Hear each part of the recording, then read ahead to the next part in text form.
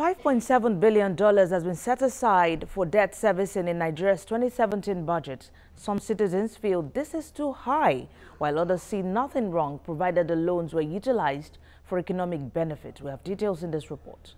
The 2017 budget as passed by the legislature allocates 1.8 trillion naira to servicing local and foreign debts, as well as a sinking fund for maturing loans. Some Nigerians feel it is sad that this amount, which represents 24% of the expenditure plan, is slightly lower than the capital votes and indicates the country's debt profile may be fast getting out of hand. We've been hearing of that in the time past, servicing of debt, and this debt that you are servicing does not have immediate impact on the average Nigerian. Another school of thought thinks it is not enough for the budget to allocate huge funds for debt servicing.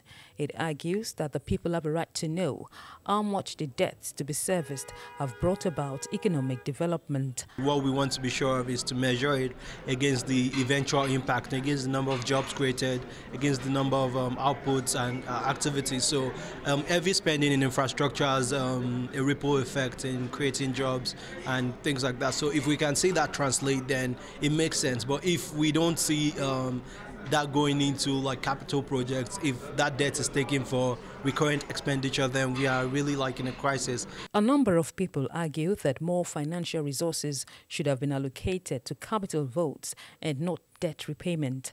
It should be maybe not in great percentage, then the infrastructural work should be more than the debt. Nigeria's fiscal authorities have denied that the country's debt profile is too high. They rather say it is revenue that is too low. But the average Nigerian feels these debts could be minimized if the right business environment is put in place for foreign and private infrastructure investments to thrive in the country. I think focusing more on the private sector in terms of raising capital for them to embark on critical infrastructure projects is something we can do to avoid taking debt to do some of those things which they could have done as well. Debt servicing is the third biggest allocation in the 2017 budget. The amount is 66% of the country's existing revenue, while recurrent and capital expenditure accounts for 34%. Lara Folayon, TVC News, Abuja.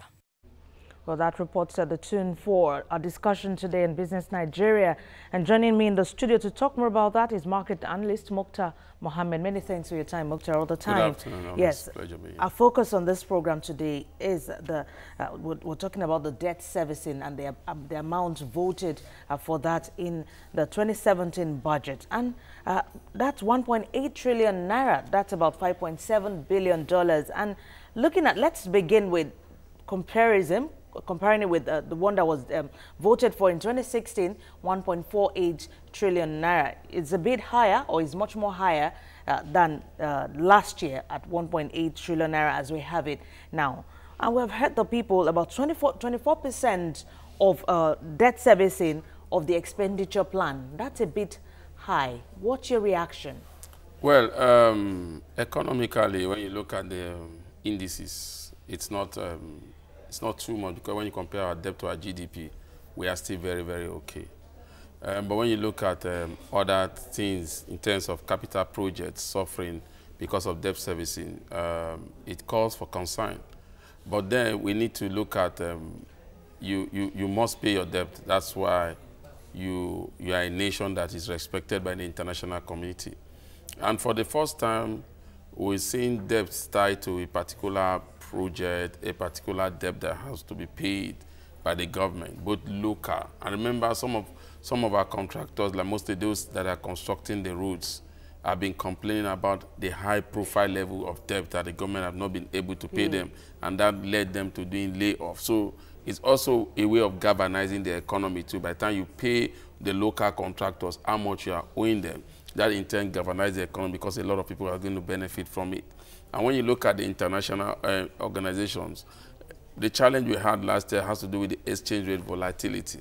But thank God we are beginning to stabilize the exchange rate. So the servicing of the, why you saw that height compared to last year, will have to do maybe with, especially with the external debt.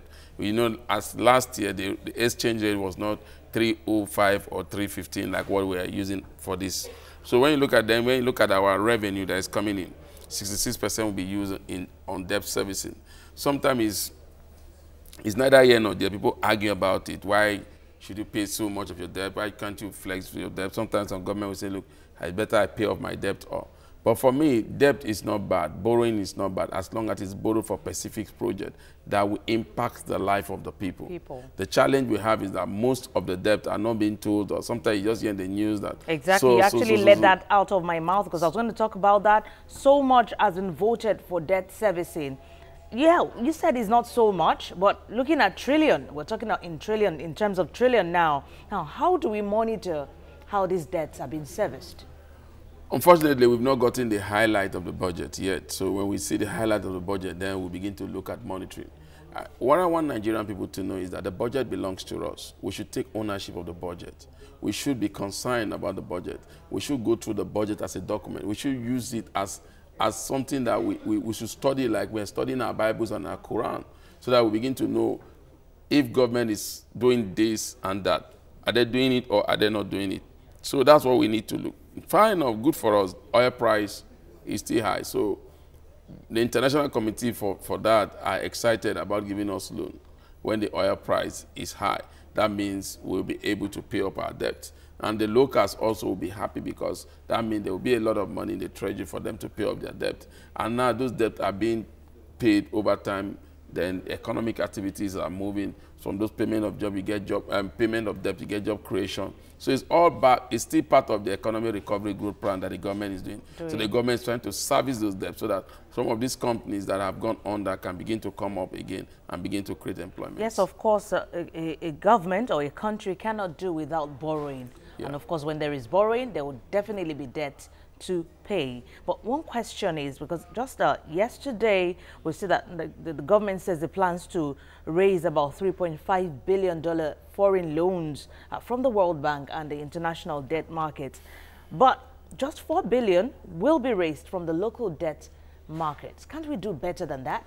Well, unfortunately, it's cheaper to borrow externally than internally. Okay. So we have a challenge with that because when the government... Because you don't have to pay back in cash? When the government is paying internal debt by the local borrower, we're looking at sometimes they are paying as high as 17% or 15%. Or let's look at the FGM bond at the moment. It's going for about 14%. It's still part of the borrowing.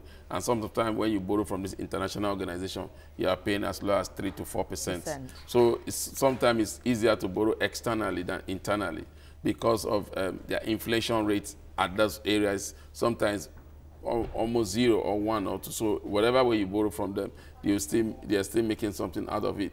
The good thing again at borrowing internationally is that those borrowing will not be given to you. That they must make sure that those projects are monitored, and it gives you it gives the government integrity when you go to the international organization to borrow. Then it gives foreign investors the perception that the country is trying to grow its economy.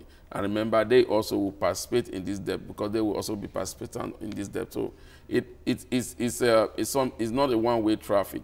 It's everything that hits the economy, most especially in a recessed economy like what we have now. All right, but have we explored the capital market when it comes to borrowing? Well, I have a challenge when it comes to the capital market borrowing because we look at when government comes to the market, people are more interested in getting government bond, government treasury, everything from FGN, from the government. Investors are more interested there. And government is only borrowing to do sometimes government borrow as far as paying salaries, sometimes government borrow just to do some key infrastructure. What the challenge I have with the borrowing the local bond is that we should begin to see companies begin to borrow from the local bond. That's private companies coming into the bond to borrow. But what we see is that by and large, government seems to do large borrowing, and even the foreign investors tend to be more comfortable participating in the government-owned borrowing than when a company comes, with exception for the banks that are they could easily borrow from investors, and some foreign investors participate. But when it comes to other key SMEs that should be able to come to the capital market to borrow, they don't have that leeway because most investors are not so comfortable with them compared to doing business with the government. All right, but if you were in the position to actually advise the government, for what you have actually said generally, how would you have advised, what strategies would you have said that the government should be taking in order to ensure that these debts are well serviced? Number one, let this debt be tied to key projects. Like one of the people you interviewed said, we need to begin to see private-public partnership, so that government we just do their own counterpart funding, which also could come in various forms. It could just be in the land, it could just be in terms of the paying of some of those people that will be affected. So I think government should begin to look at the private sector, where you have like build and operate model, whereby the private sector build and operate it for a certain amount of time, so that government should have money to do key developmental projects that will affect the life of the people. Like they will have more money to tackle road network, they will have more money to tackle power. So for me, government should begin to strategize in their borrowing. We shouldn't just borrow to pay salary. We shouldn't borrow for recurrent expenditure. We should begin to borrow for capital expenditure that will in turn create employment and make the economy buoyant. So there's nothing bad in borrowing. As the present borrowing, as highlighted as what we've seen in the National Assembly, I see thus far is one of the best that we've seen in terms of the way the borrowing is going to be going, and especially that local contractors will be paid, because what I see in Nigeria is that Nigerian government and Nigerian businessmen are always quick to pay the foreigners and leaving the locals. And the locals are the ones that develop the economy. The foreigners just come for the hot money and go.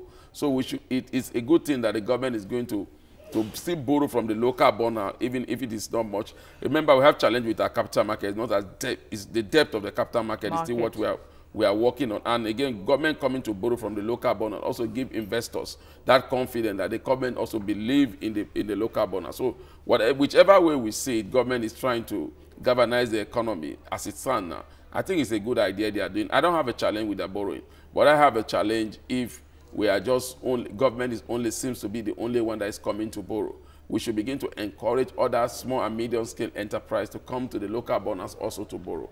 All right, talking about the small and medium scale enterprises to borrow, but there are issues tied around that, because looking at the interest rates that will be gotten or that will be taken from that kind of borrowing, it calls for concern there. But let's talk about that after the break.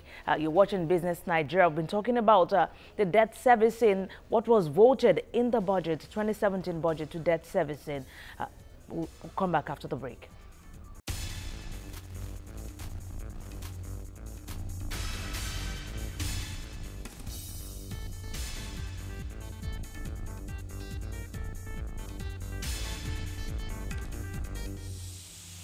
You're watching Business Nigeria. We're talking the $5.7 billion set aside for debt servicing in Nigeria's 2017 budget. I've been speaking with market analyst Muktar Mohammed. Well, just before we went on that break, you were talking about government opening the door, opening the avenue for small businesses to also borrow.